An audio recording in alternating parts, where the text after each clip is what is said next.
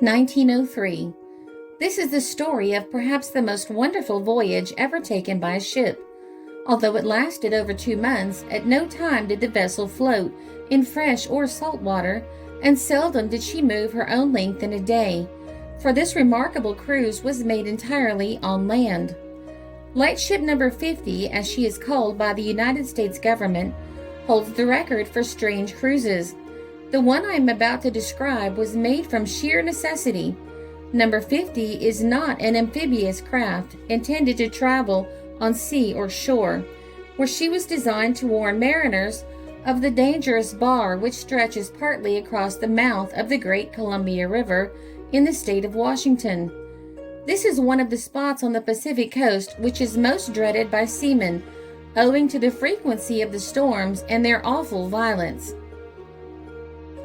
The bar itself is composed of sand, and at low tide only very small craft can pass over it.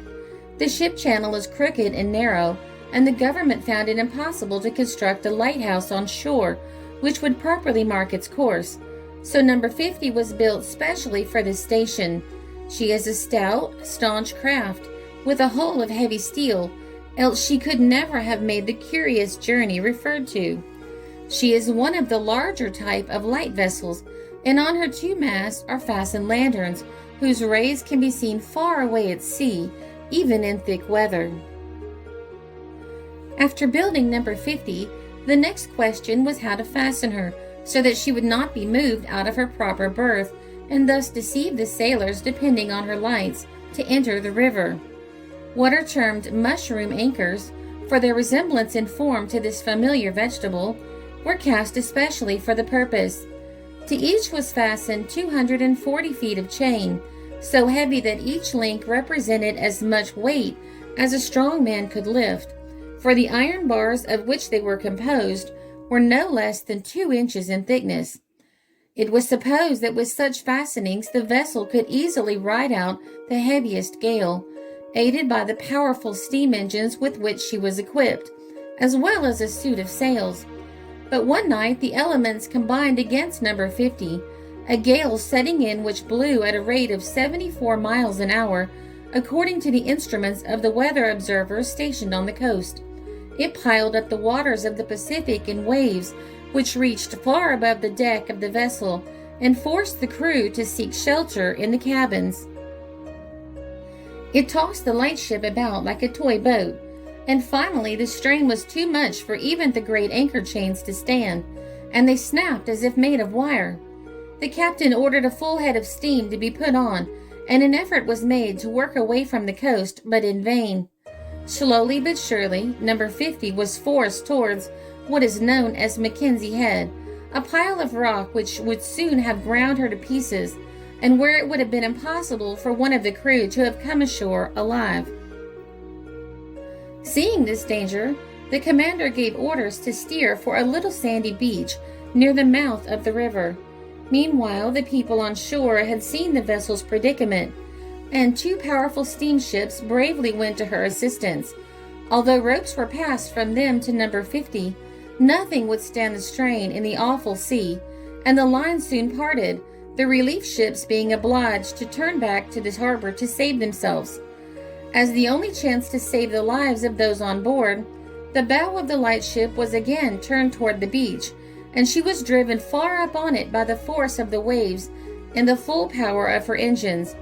An idea of the power of the hurricane can be gained when it is stated that after the storm was over, the ship was left high and dry over 200 feet from the water's edge. Fortunately, no lives were lost. After the storm subsided, an examination showed that the stout hull had been but little damaged, even by this rough experience, and the question arose as to the best way to get the vessel into her natural element again. It happened that the part of the beach upon which she was stranded is composed of sand so soft that the great weight of the vessel forced her into it. Day after day she sank deeper and deeper, until, by the time arrangements had been made to pull her back into the water, nearly half of the hull had disappeared from view, and number 50 was literally buried in the beach. While the engineers believed the lightship could be raised after considerable trouble, the problem of floating her was far more difficult. The waves which had carried her ashore were of such size as to make the ocean navigable, where in calm weather it is scarcely deep enough to float a rowboat. At this point, a person can wade nearly a quarter of a mile into the ocean before becoming entirely submerged, and to secure sufficient depth of water to float the vessel, which draws 12 feet, it would be necessary to go out nearly a mile. The idea of making a channel was considered, but as it would be filled with sand almost as rapidly as it could be excavated, the scheme had to be abandoned. Several other plans were considered, but all were proved to be impracticable, and the government officials had almost decided to abandon the rescue of the ship when someone proposed the idea of a land voyage. The beach on which number 50 rested forms part of a peninsula, on one side of which is the ocean, and on the other side Baker's Bay. The water of the bay is so deep close to the shore that once upon this side the vessel could be slid into its waters with little difficulty, but the question was how to get her across the country. It was indeed no ordinary undertaking. First, she must be dug out of the bed of sand, and then started on a journey through an extensive forest, over several quite large hills, and across a swamp before reaching her destination. A great tunnel must be made through the woodland by cutting down trees and removing underbrush. A pathway had to be constructed over the marsh, and the task of removing logs, boulders, and other obstacles on the route required the services of a small army of men. After carefully considering the matter, however, the engineers decided that this was the only plan if the vessel was to be saved. The first thing to be done was to secure the necessary power, and a score of teams of powerful horses were secured from the vicinity, as well as a corps of workmen armed with crowbars, shovels, and axes. Enough timber to build a ship was needed for the artificial bed on which to place the vessel, and this was secured from adjacent towns, together with miles of rope and chain needed to keep her upright on her journey and pull her along. Several weeks were required for these preparations. Then a force of men was placed at work to dig out the ship. It was necessary not only to make a great hole in the beach, but to clear the inside of the vessel, for the force of the gale which drove her ashore, and other storms which had occurred since she was stranded, had filled the hole itself with sand. This was taken out to lighten her weight as much as possible. When the beach had been dug away so that the keel could be reached, great jack screws were placed beneath her, and in this way the mast was lifted higher and higher until it was on a level with the top. Meanwhile, a sort of cradle was being constructed. It consisted of a framework of heavy timbers resting on a number of small wheels.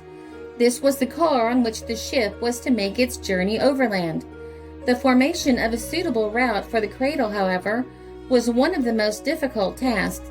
Some portions of the surface were so firm and level that the wheels could be moved without sinking in, but for a considerable distance, what might be called a giant's pathway had to be constructed of timbers with planks over the top in order to afford a surface sufficiently smooth and hard, while the tops of the hillocks had to be cut away in order that the ship could climb these ascents.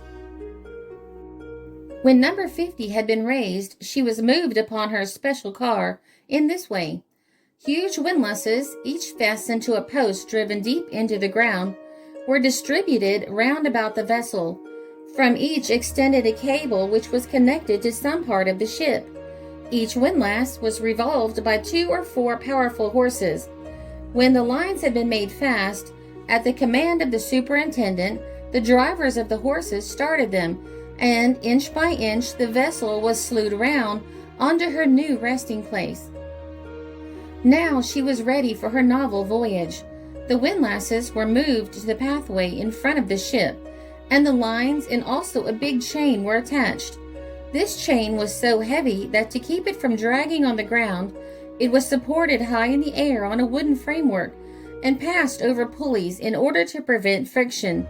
To the chain were attached a dozen of the most powerful horses, and these formed the principal motive power.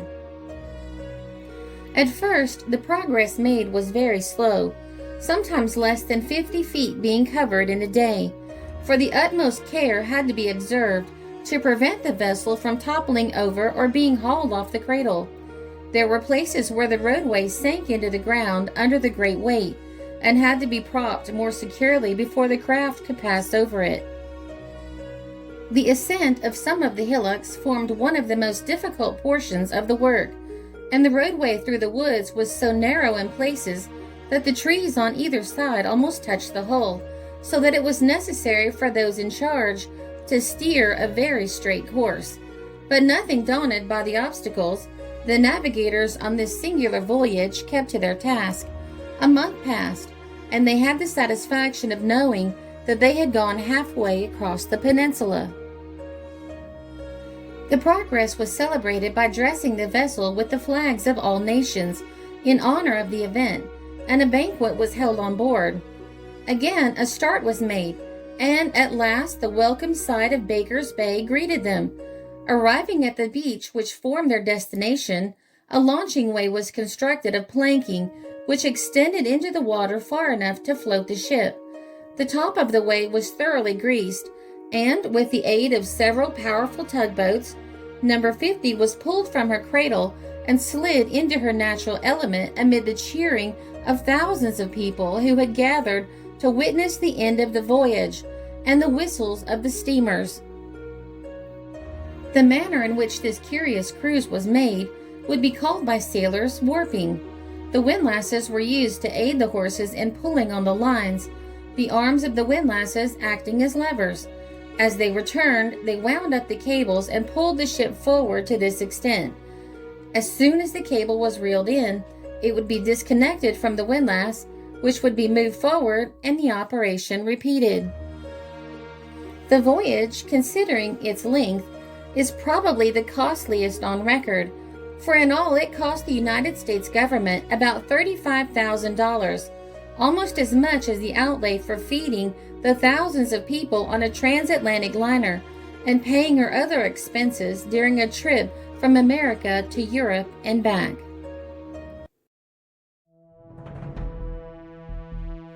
This article appeared in The Wide World Magazine, Volume 12, 1903.